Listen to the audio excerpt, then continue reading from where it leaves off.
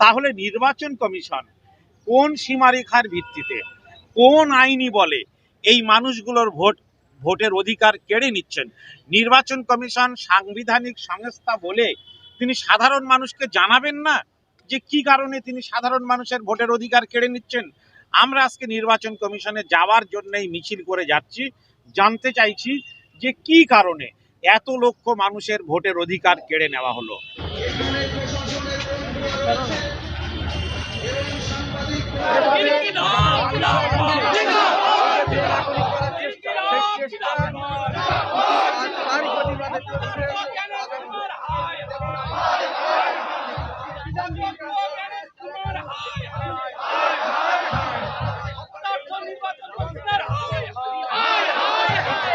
এই ধরনের নির্বাচন কমিশনের স্বেচ্ছাচারিতা, অসাংবিধানিক কার্যকলাপের তীব্র প্রতিবাদ জানানোর জন্য কলকাতায় আমরা রাস্তায় নামছি। আমরা মিছিল করে নির্বাচন কমিশন পর্যন্ত যাব। নির্বাচন কমিশনকে জানাবো যে এই যে ট্রাইব্যুনালের নামে মানুষ বিচার পাবেন বলে যে আশ্বস্ত করা হচ্ছে, এখনো পর্যন্ত রাজ্যের কোথাও একটা ট্রাইব্যুনালের অস্তিত্ব খুঁজে পাওয়া যায়নি। যারা প্রভাবশালী তাদেরকে, যারা রাজনৈতিক দলের প্রার্থী হয়েছেন তাদের ভোটাধিকার ফেরানো হচ্ছে। তাহলে তাদের ভোটাধিকার কেন কেড়ে নেওয়া হয়েছিল? তাহলে যারা বাহুবলী, যাদের অর্থ আছে, যারা রাজনৈতিক দলের পদপ্রার্থী, তাদের জন্য কি একরকম বিচার হবে? আর যারা সাধারণ ভোটার তাদের প্রতি এত অবিচার হবে যে তাদের নাগরিকত্ব থাকা সত্ত্বেও নির্বাচন কমিশনের পক্ষ থেকে দেওয়া তাদের সবার ভোটার পরিচয়পত্র আছে, গভর্নমেন্ট অফ ইন্ডিয়ার পক্ষ থেকে দেওয়া আধার কার্ড আছে, সেগুলোকে কোনো মান্যতা দেওয়া হচ্ছে না। বহু মানুষের যাদের পাসপোর্ট আছে, বলা হয়েছিল মাধ্যমিকের অ্যাডমিট চলবে না, মানুষ মাধ্যমিকের সার্টিফিকেট দেখিয়েছেন, পেনশনের কাগজ দেখিয়েছেন। উচ্চ আদালত কলকাতা হাইকোর্টের অবসরপ্রাপ্ত বিচারপতি শহীদুল্লাহ মুন্সি, তার মতন ব্যক্তির ভোটাধিকার কেড়ে নেওয়া হয়েছে। যিনি বিডিও হিসাবে কাজ করেছেন, ডেপুটি ম্যাজিস্ট্রেট হিসাবে কাজ করেছেন, তার ভোটাধিকার কেড়ে নেওয়া হচ্ছে। তাহলে নির্বাচন কমিশন কোন সীমারেখার ভিত্তিতে, কোন আইনি বলে এই মানুষগুলোর ভোটের অধিকার কেড়ে নিচ্ছেন?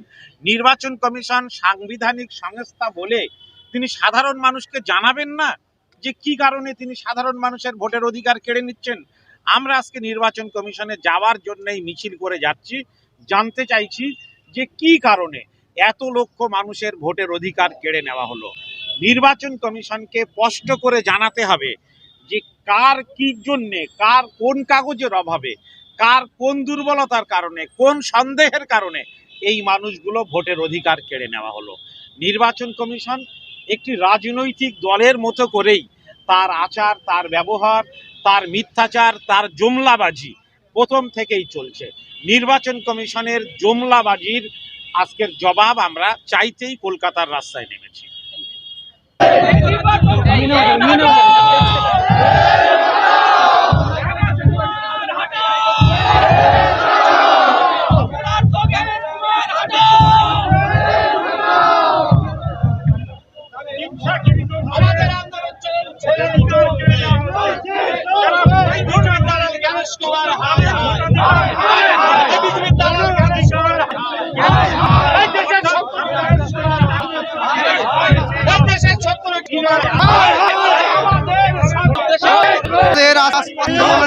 আমাদের দাবি নির্বাচনের আগে সমস্ত ভোটারকে তাদের অধিকার ফিরিয়ে দিতে হবে। কোনোটা ডি ভোটার করা যায়, বৈধ নাগরিককে 1000 বছর, 100 বছর, 50 বছর ধরে যারা ভোট দিয়ে আসছে, হঠাৎ করে তাদের ভোটাধিকার কেড়ে নেওয়া হয়েছে।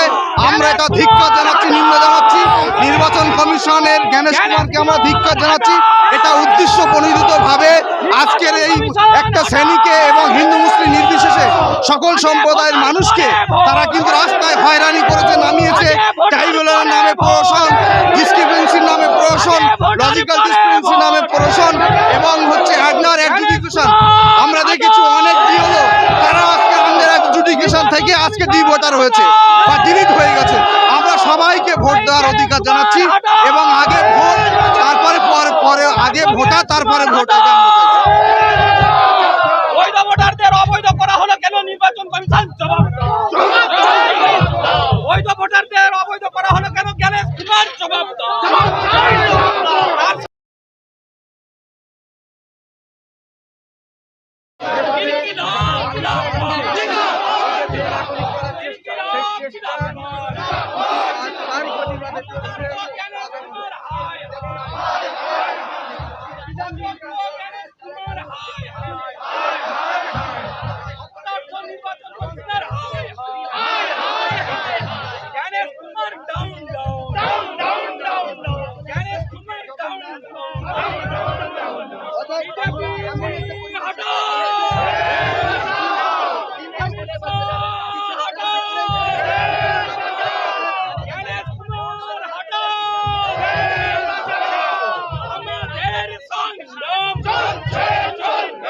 আমাদের আন্দোলন চলছে, ভোটারদের সাথে আন্দোলন চলছে, নাগরিক সাথে আন্দোলন চলছে।